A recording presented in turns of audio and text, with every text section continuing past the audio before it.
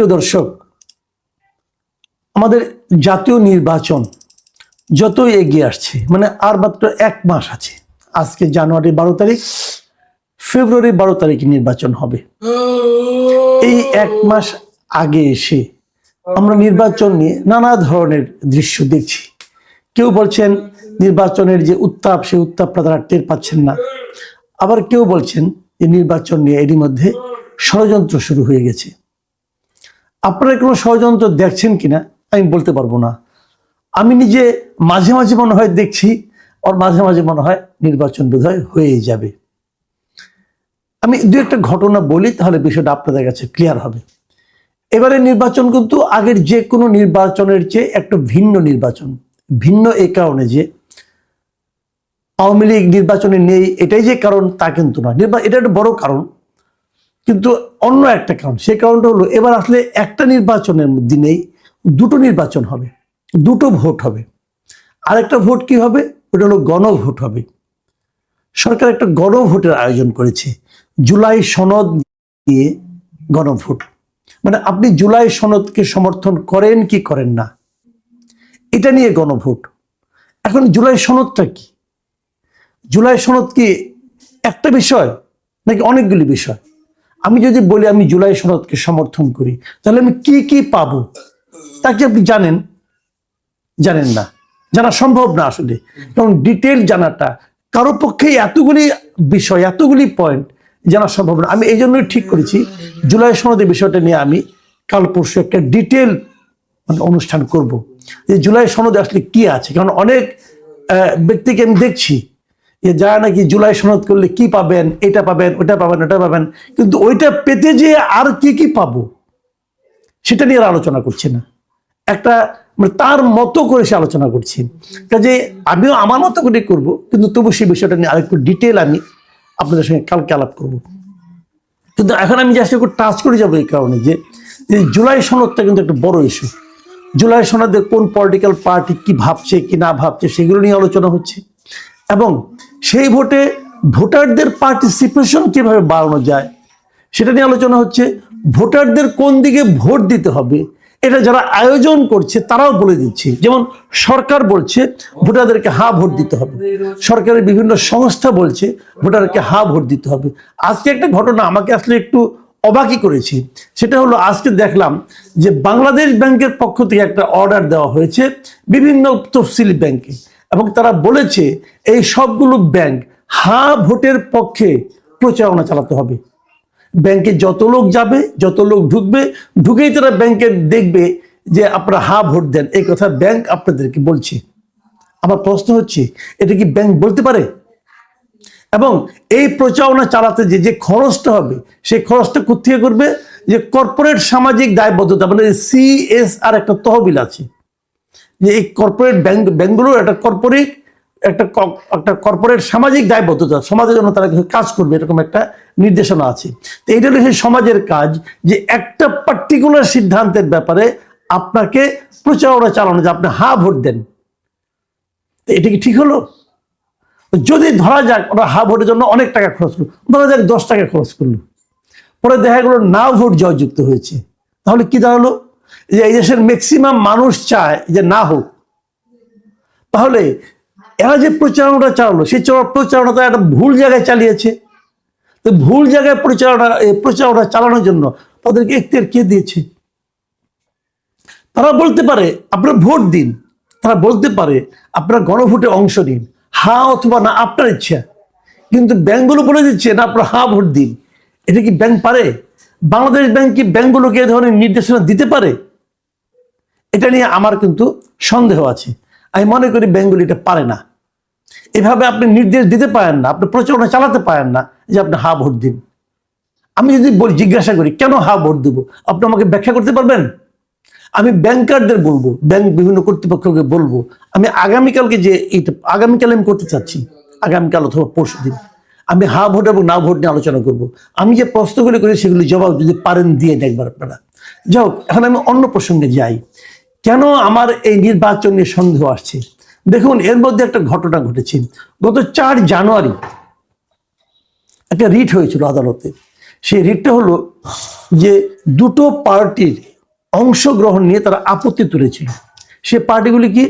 একটা হলো জাতীয় পার্টি, আরেকটা হলো এনডিএফ। এনডিএফটা কি? এনডিএফ হলো জাতীয় গণতান্ত্রিক ফ্রন্ট, বলে কয়েকটা পার্টি মিলে একটা ফ্রন্ট করা হয়েছে। সে পার্টিগুলিতে কি কি আছে? জাতীয় পার্টির একাংশ, এই যে আপনার এই আনিসুল ইসলাম মাহমুদ, তারপরে চুন্নু সাহেব, তারপরে হাওলাদার সাহেব, কাজী ফিরোজ রশিদ, মানে জাতীয় পার্টি থেকে কয়েকজন নেতা এখানে এসে একটা জাতীয় পার্টির একাংশ, তার সঙ্গে আপনার জেপি যেটা ছিল, আনোয়ার হোসেন মঞ্জুর যে পার্টি জেপি, জাতীয় পার্টি জেপি যেটাকে বলা হতো, সেই পার্টি, এরা আরো কয়েকটা দল মিলে একটা জাতীয় গণতান্ত্রিক ফ্রন্ট তারা করেছে, সংক্ষেপে এনডিএফ। তারা এই নির্বাচনে অংশ নিচ্ছে এবং জাতীয় পার্টি নিজেরাও লাঙ্গল মার্কা নিয়ে অংশ নিচ্ছে। 4 জানুয়ারির ওই রিটটাতে রিট করেন জনৈক আব্দুল্লাহ আল মাহমুদ, উনি ভোলার লোক সম্ভবত।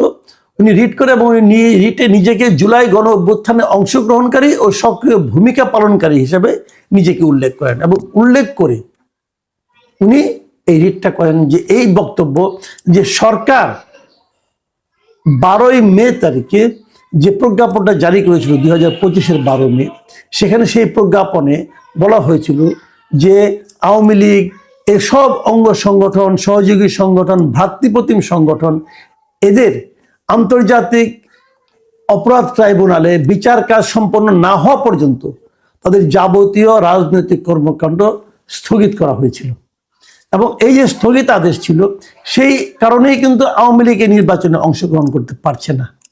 রিটে ওনারা বলেছেন যে যদি আওয়ামী লীগ নির্বাচনে অংশগ্রহণ করতে না পারে, তাহলে এই দলগুলোর নির্বাচনে অংশগ্রহণ করতে দেওয়া উচিত নয়।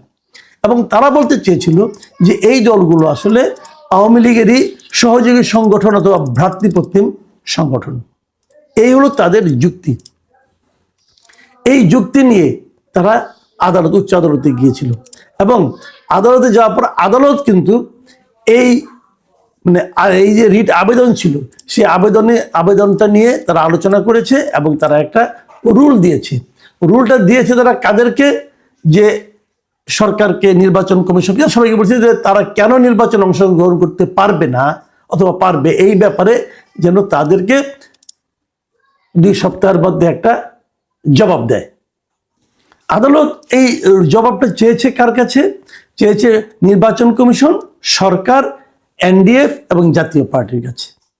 এবং সেই সঙ্গে বলতে চেয়েছে যে তাদের মনোনয়নপত্র কেন বাতিল করা হবে না সেটাও যেন জানানো হয়। এই আদালত রুলটা দিয়েছে গতকালকে, মানে 11ই জানুয়ারি। এখন 11 জানুয়ারি যদি এই রুলটা দিয়ে থাকে, 2 সপ্তাহ মানে 11 থেকে আরো আপনি 14 দিন যোগ করেন, তাহলে 25 তারিখের মধ্যে জবাব দিতে বলা হয়েছে। ধরলাম 25 তারিখে তারা জবাব দিল। জবাব দেওয়ার পর আদালত যদি বলে তাদের বাতিল করতে হবে। কিন্তু এরই মধ্যে এই জাতীয় পার্টি এবং এনডিএফ তারা তো তাদের মনোনয়নপত্র ঘোষণা করেছে এবং নির্বাচন কমিশন সেই মনোনয়নপত্র গ্রহণও করেছে, বাতিল কিন্তু করেনি অনেকেরটাই। এর মধ্যে জাতীয় পার্টি প্রায় 243 আসনে তাদের মনোনয়ন ঘোষণা করেছে, এনডিএফ ঘোষণা করেছে 120 জন প্রার্থীর পক্ষে তারা প্রার্থী হিসেবে ঘোষণা করেছে। এদের মধ্যে চূড়ান্ত প্রার্থী তালিকা পাওয়া যায়নি। যদি পাওয়া গেলে হয়তো এর মধ্যে 4-5 জন, 10-12 জন বাদ পড়তে পারে, বাকিরা সবাই বৈধ প্রার্থী হিসেবে থেকে যেতে পারে। 21 তারিখের পরে তারা হয়তো প্রতীকও পেয়ে যাবে। তো প্রতীক প্রাপ্তির পর যদি হাইকোর্ট বলে না এদের মনোনয়ন বৈধ নয় অথবা এদের নির্বাচন করতে দেওয়া উচিত না, তাহলে নির্বাচনটার মধ্যে কি একটা অচল অবস্থা তৈরি হবে না?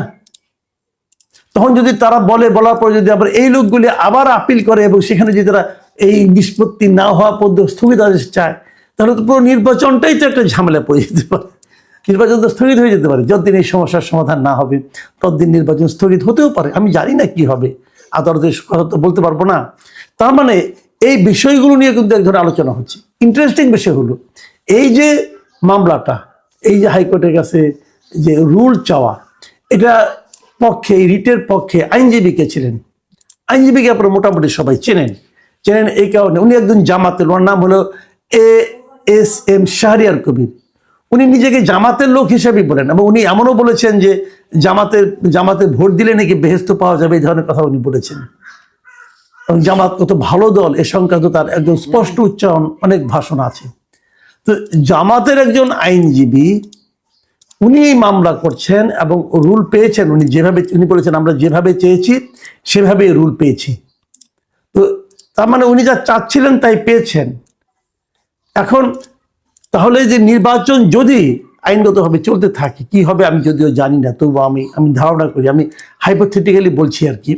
ধরা যাক নির্বাচনটা স্থগিত হয়ে গেল, তাহলে তো ওনার কি তাহলে খুশি হওয়ার ব্যাপার আছে? ওনারও তো পার্টি আছে যারা নির্বাচন করছে। তাহলে এতদিন ধরে যে আলোচনা হচ্ছিল যে জামাত কোনো না কোনোভাবে নির্বাচনটা থামিয়ে দিতে চায়, নির্বাচনটা স্থগিত করতে চায়, তাদের আরও সময় দরকার এ ধরনের চায়, সেই ধারণাটাই কি মোটামুটি এক ধরনের বাস্তবতা পেতে যাচ্ছে? এই বিষয়গুলো কিন্তু সামনে আসছে। কিভাবে নির্বাচন হবে হবে না, এবং নির্বাচন আদৌ হবে কিনা, অথবা নির্বাচন আরো পিছিয়ে যাবে কিনা, এই প্রসঙ্গগুলি এখন নির্বাচনের যখন মাত্র আর 1 মাস বাকি আছে তখন কিন্তু আলোচনায় আসছে।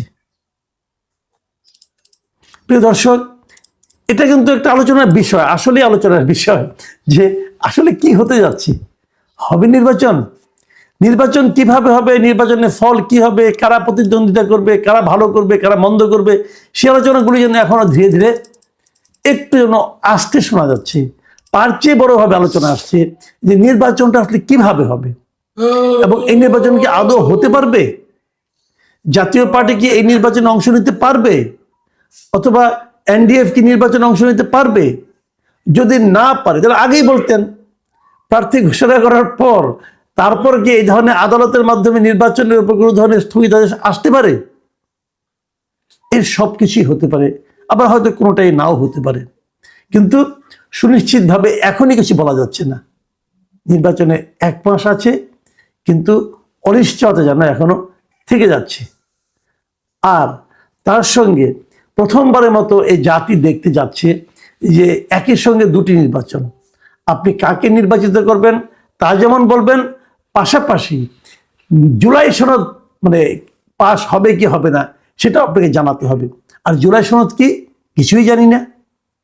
যত ভোটার আছে আপনার আশেপাশে র্যান্ডমলি আপনি জিজ্ঞাসা করেন, ভাই জুলাই সনদ বুঝেন? বলবে যে আমি বুঝি না। যে জিনিসটা আপনি বোঝেন না তার জন্য সরকার কাছা বেঁধে নেমে গেছেন, সেইটার পক্ষে ভোট দেন। কি হবে জানি না। প্রিয় দর্শক, এখন এ পর্যন্তই। আপনারা ভালো থাকবেন, নির্বাচন নিয়ে আরো চিন্তা ভাবনা করবেন, নির্বাচনের ব্যাপারে স্পষ্ট ধারণা পাওয়ার চেষ্টা করবেন। আল্লাহ হাফিজ। Like, share, comment, subscribe.